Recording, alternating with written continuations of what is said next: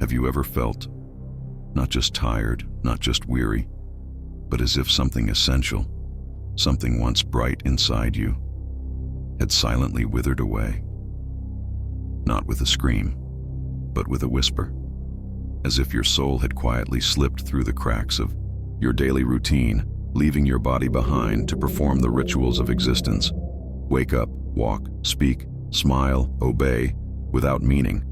You're not dead, but you're not alive either. You are surviving in a gray purgatory, a limbo called normal life, and Nietzsche saw this long before we gave it names. He didn't see men walking. He saw them sleepwalking through a reality they never chose. The modern man is not evil. He is not cruel. He is worse. He is numb. He no longer knows what he wants. He follows habits not born from his soul, but inherited from the herd. He bows his head to rules he never questioned, traditions he never chose, morals he doesn't believe. And he kneels before a dead God, not because he believes, but because it's easier to pretend than to face the horror of emptiness. He sings hymns with hollow lungs, smiles in pictures he doesn't recognize, and carries the weight of a soul that screams beneath layers of politeness and decorum. Nietzsche didn't hate religion. He hated the hypocrisy of a man who no longer believes, but refuses to admit it.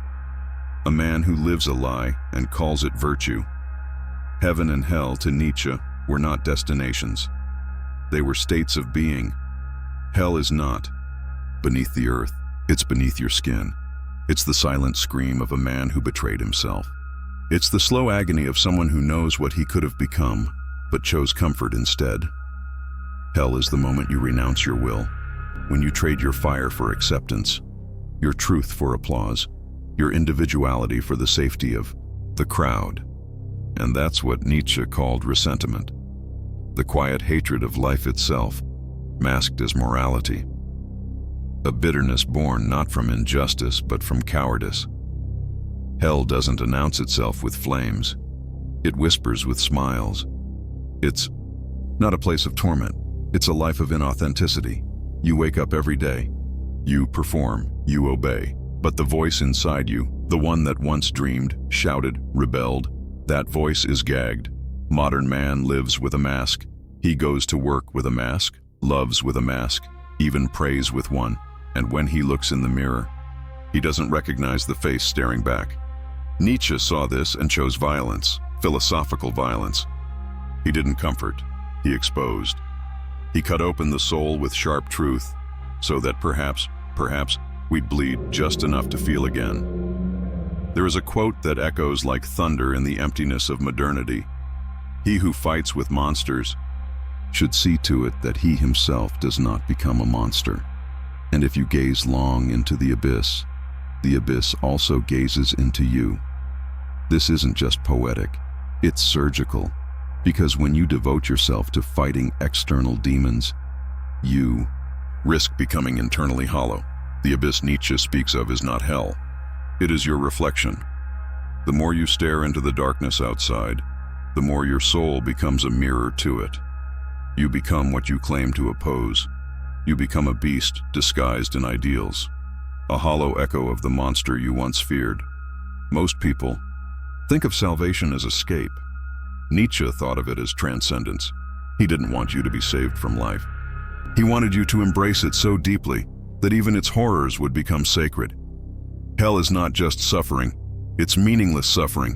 Salvation is not comfort, it's courage.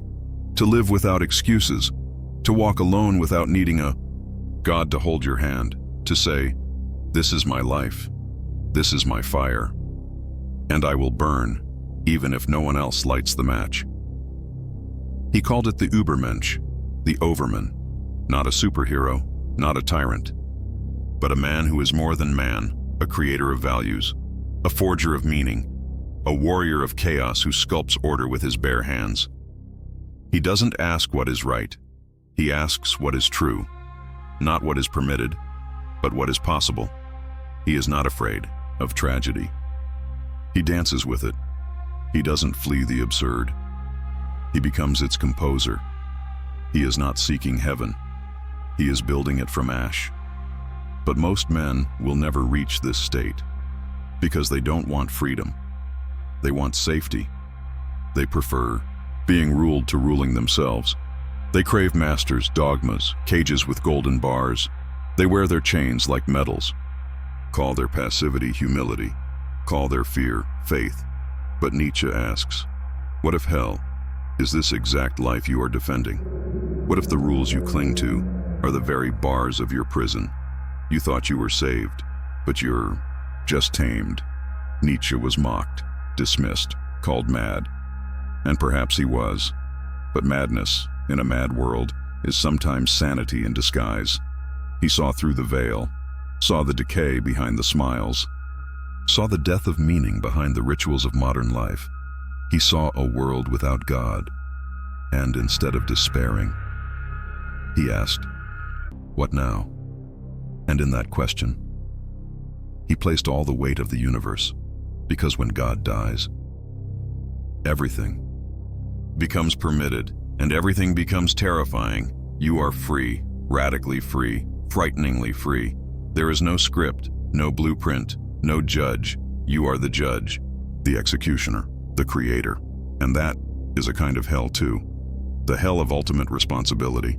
But this hell can become heaven if you choose to dance, not blindly, not obediently, but fiercely, with open eyes and a grin carved by fire. 2. Say, I will not follow. I will not kneel. I will not pretend.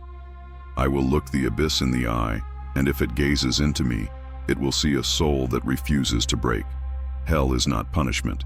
It is the cost of refusing to become who you truly are.